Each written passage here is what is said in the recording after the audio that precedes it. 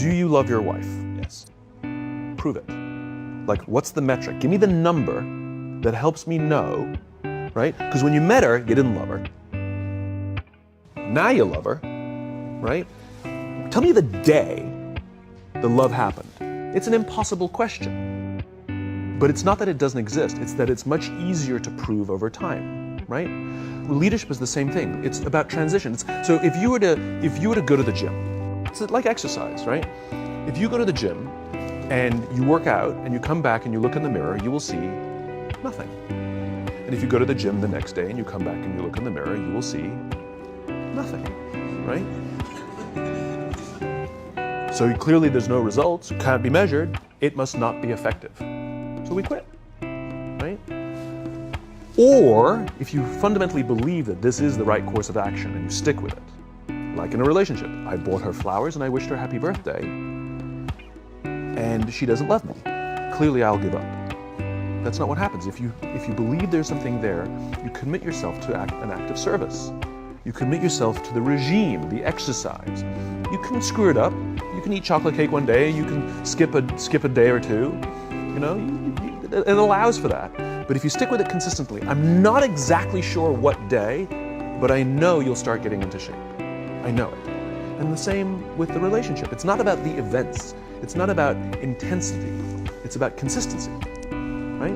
You go to the dentist twice a year, your teeth will fall out. You have to brush your teeth every day for 2 minutes. What does brushing your teeth twice a day for 2 minutes do? Nothing. Unless you do it every day, twice a day for 2 minutes, right? It's the consistency. Going to the gym for 9 hours does not get you into shape. Working out every day for 20 minutes gets you into shape. So the problem is we treat leadership with intensity. We have a 2-day offsite, we invite a bunch of speakers, we give everybody a certificate. You're a leader, right? Those things are like going to the dentist. They're very important, they're good for reminding us or getting us back on track, learning new lessons, but it's the daily practice of all the monotonous, little, boring things like brushing your teeth that matter the most. She didn't fall in love with you because you remembered her birthday and bought her flowers on Valentine's Day. She fell in love with you because when you woke up in the morning, you said good morning to her before you checked your phone. She fell in love with you because when you went to the fridge to get yourself a drink, you got her one without even asking. She fell in love with you because when you had an amazing day at work and she came home and she had a terrible day at work, you didn't say, yeah, but let me tell you about my day. You sat and listened to her awful day and you didn't say a thing about your amazing day. This is why she fell in love with you. I can't tell you exactly what day, and it was no particular thing you did. It was the accumulation of all of those little things that she woke up one day and as if she pressed a button, she goes, I love him, right? Leadership is exactly the same. There's no event. There's no thing I can tell you have to do that your people will trust you. It just doesn't work that way.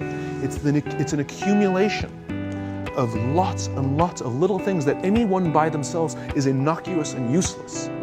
Literally, pointless by themselves. People will look at little things that are good leadership practices and say, that won't work, and you're absolutely right. But if you do it consistently, and you do it in combination with lots of other little things, like saying good morning to someone, that looking them in the eye.